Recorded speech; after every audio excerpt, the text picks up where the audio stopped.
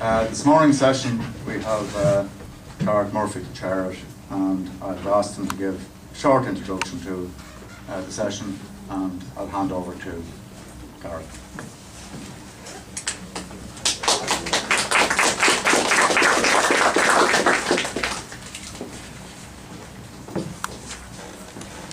You're all very welcome to this degree school debate on public services. My name is Gareth Murphy. I'm a trade union organiser and I'll be chairing this debate today.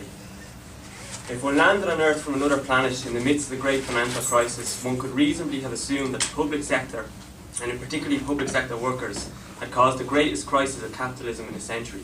Such was the vitriol spat out by the media, commentators and chief executives at public sector workers. In particular, in the weeks preceding the first McCarthy report, barely a radio or TV show aired that didn't concentrate on attacking those that provide public services. But the so-called debate on public services had an even bigger agenda, as it also attacked the very idea of public services run for and by the public. This has conveniently set up and conditioned people for the second report McCarthy is working on, that will no doubt recommend the privatisation and fire sale of semi-state assets to supposedly help reduce public debt. It's important to note the terms of reference for McCarthy this time round. And I quote, "To consider the potential for asset disposal in the public sector, including commercial state bodies, in view of the indebtedness of the state." What has been missing from the so-called debate presented by the establishment media has been a historical economic perspective on this great financial crisis. No one is putting the last year's events in their correct context. If I could very briefly outline some of this context before I introduce our speakers and proceed with the debate. Let me start with a couple of quotes that I believe are relevant to today's debate. "Corporations do not aim at creating employment. They employ people, as few and as cheaply as possible, to make profits. Healthcare companies are not in the business to save lives. They provide healthcare to make profits." That's a quote from George Soros, possibly the most successful investment hedge fund manager of all time in 1988. I'll now quote Warren Buffett, one of the wealthiest people on this planet, from 2006.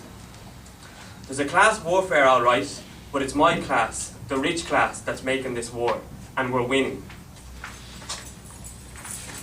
Milton Friedman, 1982, former economic advisor to the fascist dictator Augusto Pinochet and a well-known monetarist economist, said, "Only a crisis, actual or perceived, produces real change.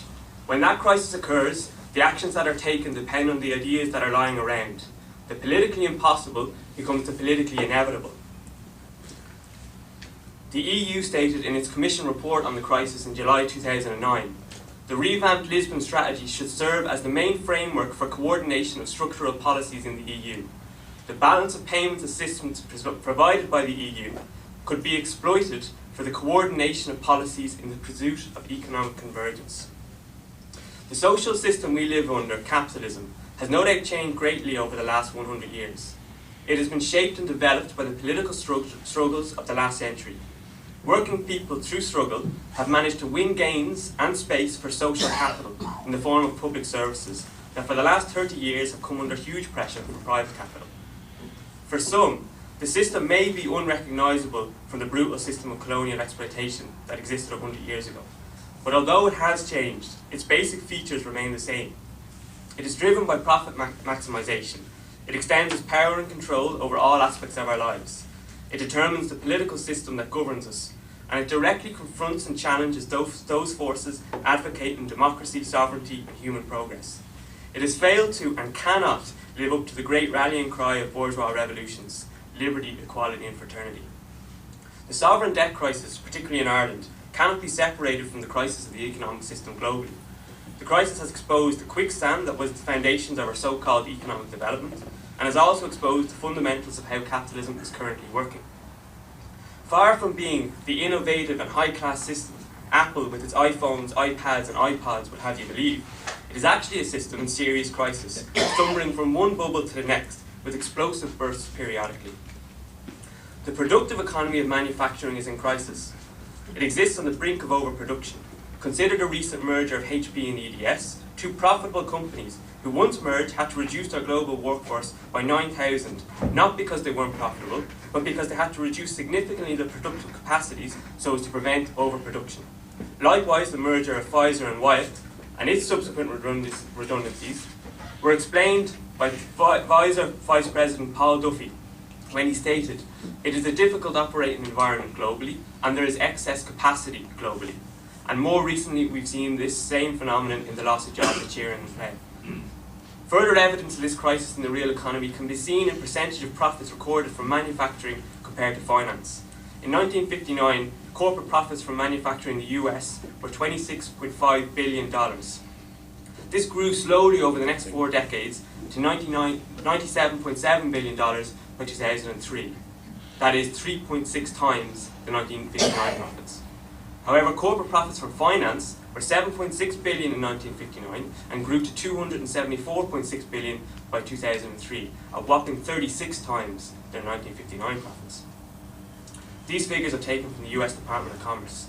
Again showing this change, one can cite figures released from the European Central Bank this year that show the growth of financial assets relative to GDP from 1997 to 2008. In Ireland, financial assets grew from 262% of GDP to 760%. Reflecting the periphery position of Ireland, assets of foreign credit institutions were about 50% of these, compared to an EU average 25%. What this signifies is a very significant shift in the source of profit from manufacturing to finance, and consequently, the increasingly important political and economic role played by finance capital. An example of this, coming from just last week, was the position taken by the head of the European Central Bank with regard where he recommended that nation states that do not fit his economic parameters should lose their political voting rights in the future in the European Union. How does this relate to the question of public services that are under attack in the context of sovereign debt?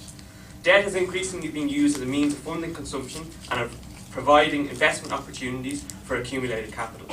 Real wages of workers have in fact stagnated over the last number of decades, and so debt has been used to fund personal and family consumption. This can be seen today in the record levels of personal debt that exist. Household debt in Ireland has risen from just over 40% of disposable income in 1993 to over 180% by 2009. Again, these figures are taken from the Irish Central Bank. The stagnation in real wages, coupled to the ideological commitment to reduce taxes, has led the state to rely upon debt as a means of funding investment and expenditure. National debt has risen from €10 billion in 1980 to €75 billion, 2/3 of our GDP, by the end of 2009, according to the National Treasury Management Agency. While this, as a percentage of GDP, has decreased from 1990 to 2007, that reflects the extremely high levels of national debt that existed in the 80s, and also the revenue received by the state from the housing bubble, a completely irrational and unsustainable form of revenue reliance. The provision of cheap credit, necessary for the super profits and demands of the finance sector, encouraged and exacerbated debt dependence. Cheap credit was also a policy of the European Central Bank to support the stagnated German economy. As a policy impact upon Ireland, it clearly fueled the housing bubble that has led to the particular sharpness of the crisis here. By the end of 2009, the sovereign debt of Ireland was about 2/3 of our GDP. But according to economist Morgan Kelly, it will grow to 90% of GDP by 2012. When you add his presumptions about the likely cost of NAMA, it appears our national debt by 2012 will be 115% of GDP. And if you use GNP figures for Ireland, a far more accurate reflection of Ireland's tax base and ability to service debt, it will be 140% of GNP. The concentrating of the state in funding private banks has increased the cost of their borrowings on the international market and made it more difficult for successful issuing sovereign bonds. And we await an important auction of sovereign bonds in the coming weeks. The opening of the ECB liquidity facilities to private banks has also negatively impacted the demand for government securities. Ultimately, this has, according to a report issued by Research on Money and Finance, shifted the brunt of the crisis onto the public sector. So what is capital's solution to this crisis? It is a massive and unprecedented transfer of wealth from labour to capital, from working people to big business, and equally a transfer of risk and institutional debt to working people. This is capital strategy being implemented by national governments, dictated to by the European Union, and by international institutions like the IMF. How has it manifested itself here in Ireland? The 2008 September guarantee that socialised billions of potential and existing debt, the recapitalisation of banking institutions, NAMA's relieving banks of impaired loans and toxic assets, the cuts to social welfare, cuts to single parents allowance, cuts to public services and spending, income levies, so-called pension levies, pay freezes, pay cuts, redundancies, recruitment freezes, etc., etc. Mortgage holders now face rising interest rates as the banks seek to make their ordinary customers pay for failed and burst speculative investment. Rising electricity bills are also an attempt to make citizens pick up the bill for corporate clients as they plead competitiveness. All of this amounts to a transfer of wealth and resources from working people and their services to big business and finance capital. The crisis in public services and sovereign debt crisis are part of the systemic crisis of capitalism. Whether your response is geared towards servicing the needs of people or capital will determine your proposed solutions. There are different solutions. Your choice depends on whether or not you want to challenge the hegemony of capital over people, over the environment, over humanity. On that note, I would like to introduce our speakers for today's debate. To my right is Blair Horan, General Secretary of the CPSU since 1997. On the far right is William Kingston, although maybe not a reflection of his politics, Professor and Research Associate in the School of Business Studies. And today he has a book here, Interrogating Irish Politics, that's for sale in the stand outside. And in the middle is Marie Sherlock, economist in the SIFTU Research Department, and also a member of the Task Economists Network. So I'll hand over to Blair now to start with a PowerPoint presentation. We're just going to take about 30 seconds to set up this presentation. Thanks very much.